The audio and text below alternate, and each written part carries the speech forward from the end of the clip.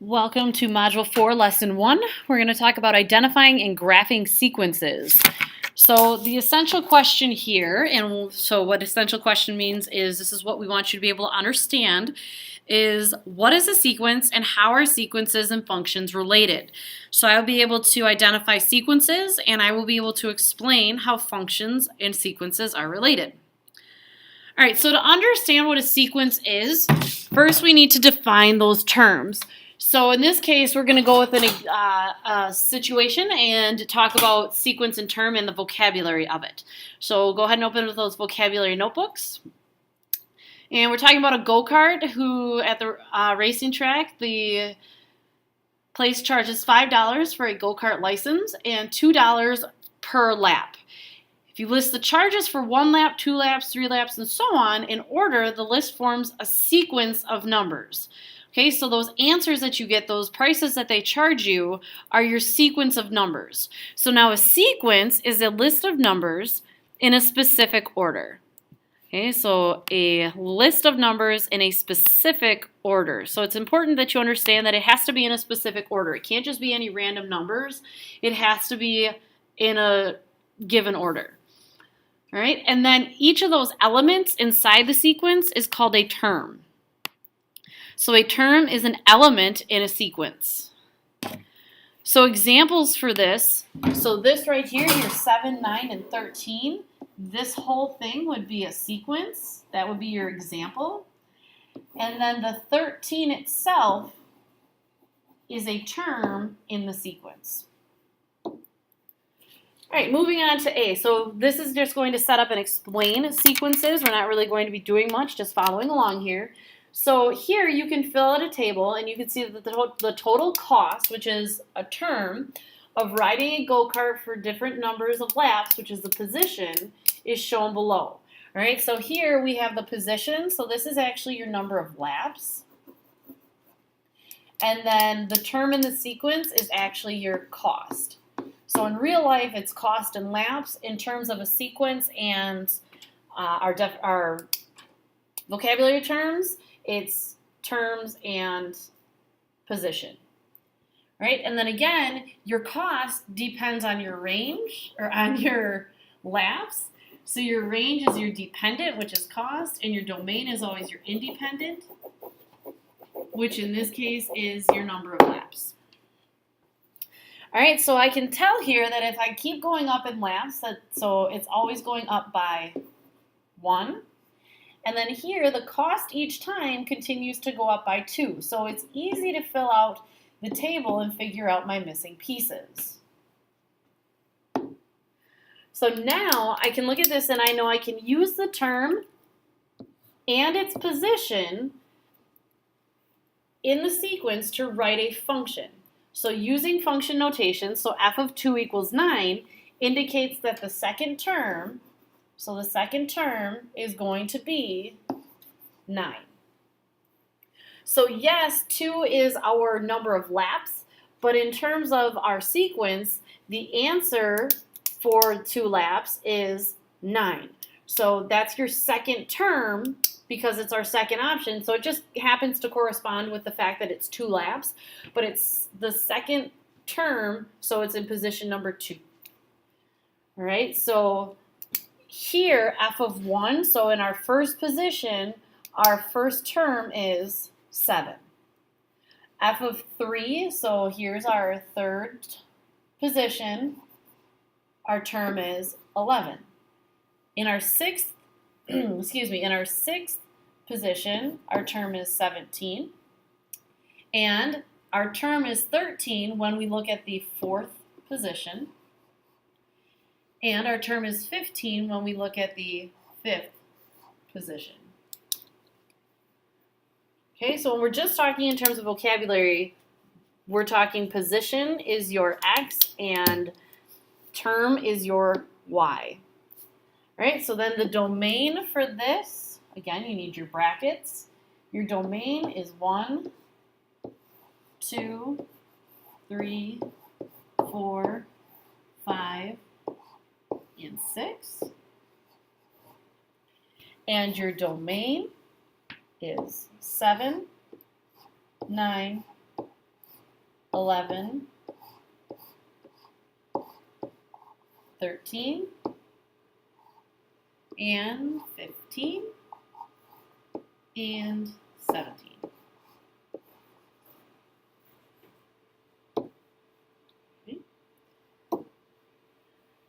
Okay, so what does f of 4 equals 13 mean in the context of the go-kart problem? So we said before that here what f of 4 means is that in the fourth position there is the term 13. Now we want, so that's just vocabulary, so now we want to put it in context of the actual problem. So we want to go back to what each of these things represents. So we know that our y was the cost, and that our x was our laps. So in this case, what this means is, so 4, you have to remember, is our x, and 13 is our y. It's our output. So when we put in 4, we get out 13. What that means in terms of the go-kart track is that when we go for 4 laps, so when you drive 4 laps, it will cost $13. So that's usually what we look at when we're talking about terms and sequences in real life. That's what we'll say, and that's what's actually going on. But when you talk about specifically with math, then we're talking positions and terms. Okay, so explain how to find the missing values in the table. Well, for this one, it was pretty simple. You should be able to tell me that the domain went up by 1 and the range went up by 2. All right, and then now at this one, number 3, I actually want you to think of on your own and come back with this answer later on. And I want you to explain why the relationship between the position numbers and the corresponding terms, so the position and the terms, why is that considered a function for this problem? Okay, so you have to keep in mind what it means to be a function. All right, so now let's actually put this to use. So we're going to write the first 4 terms of the sequence, but this one is the sequence that has an explicit rule. So an explicit rule defines the nth term as a function of n for any whole number greater than 0. Okay, so an explicit rule defines the nth term as a function of n for any whole number n greater than 0. So what this means is that your answer doesn't depend on anything else. It's just this is your input and this is what your output is going to be. So there's nothing, and when we talk about the next one, you'll understand a little bit more what I mean.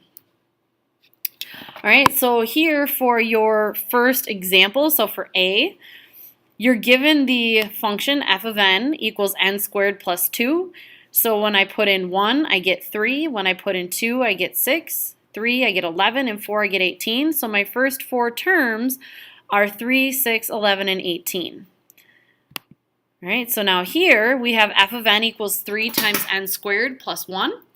And we're going to, when we make the table, we're going to substitute values for n equals 1, 2, 3, and 4.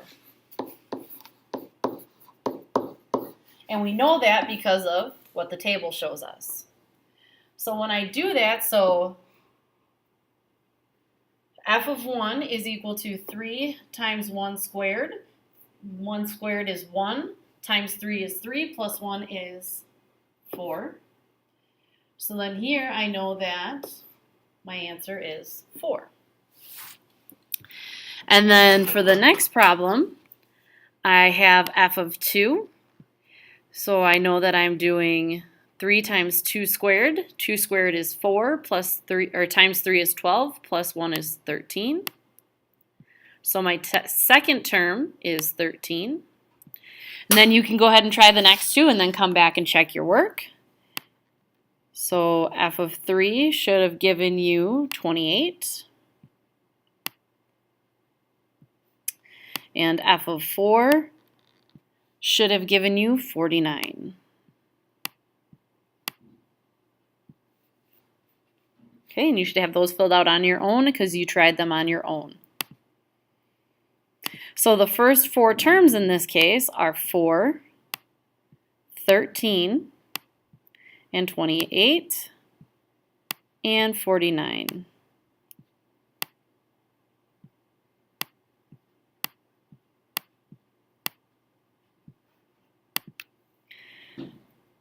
All right, so how would we find the 20th term of a sequence defined by the rule f of n equals n squared plus 2?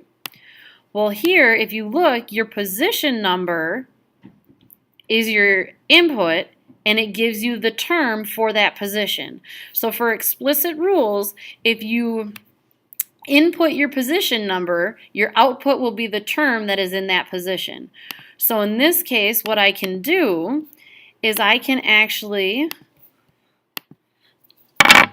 put in 20, so I would do this, so f of 20 would be equal to 20 squared plus 2.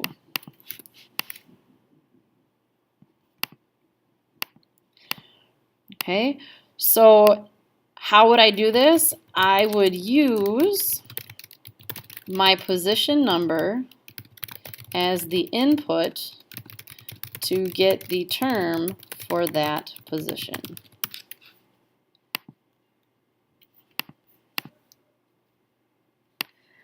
Okay, so the number 125 is a term of the sequence defined by the explicit rule, so it's an explicit rule, which is important, 3n plus 2. Which term in the sequence is 125? Justify your answer. So in this case, we want to know, we're given that we get 125, so we're given the term in the sequence, and we want to find what position it's in. So in that case, we know that 125 has to be equal to 3 times whatever position it's in plus 2. And again, you use your understanding of algebra, knowing that we have to do the order of operations opposite and backwards. So we subtract 2 from each side, and we get 123 is equal to 3 times n.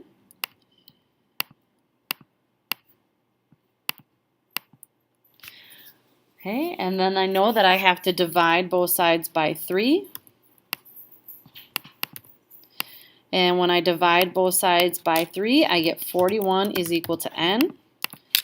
So 125 is the 41st number in the sequence. All right, with the recursive rule, this is where it gets a little confusing. So write your definition and just understand that when you see the example, it'll make more sense. So recursive rule for a sequence defines the nth term by relating it to one or more of the previous terms. So your nth term depends on your term before that, or 2 terms before that. All right, so to show you what I mean by this, if you look at B for your example, let's look at A. So if you put in f of 1 and it gives you 2, then for the next problem, f of 2 is equal to f of 1 plus 3. So your f of 1 was 2, so we plug in 2, add it to 3, and we get 5. So now f of 2 is equal to 5. Okay, so f of 3 is equal to f of 2 plus 3. So since f of 2 was 5, I put in 5, I add 3, and I get 8. So I continue to use the previous term to help me find the next term.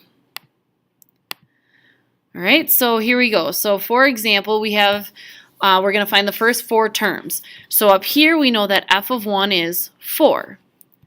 I'm actually going to get my text tool here to make it a little easier, so I know this is 4. So f of 1 is just 4. Well, now f of 2, okay, so f of 2, so it's f of n minus 1. So n minus 1 in this case, so we have 2 is your n. So 2 minus 1 is 1. So that means that f of 2 is equal to f of 1 plus 5. F of 1 is 4. So I know 4 plus 5 is 9, so my second term is 9. Okay, so f of 3. So f of 3 is going to be equal to f of n minus 1, n being 3, so 3 minus 1 is 2. So f of 2 plus 5 is going to give me my third term. F of 2 was 9. 9 plus 5 is 14. So I get 14. And then here, so again, I'm actually going to write this up here. So it's f of n minus 1.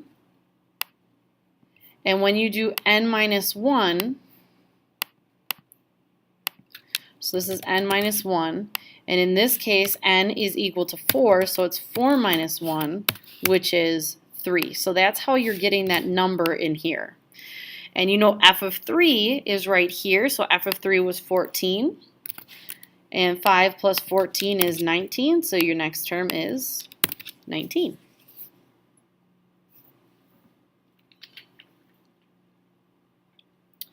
All right, so with recursive rules, they depend on, so the term depends on the term before it.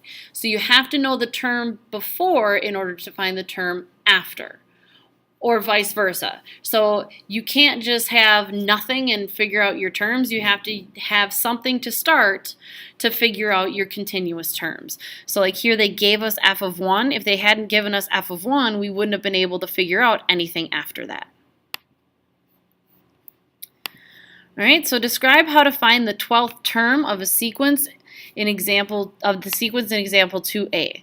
So that example here was f of n minus 1 plus 3. So I'm going to write that down again. So that was f of n minus 1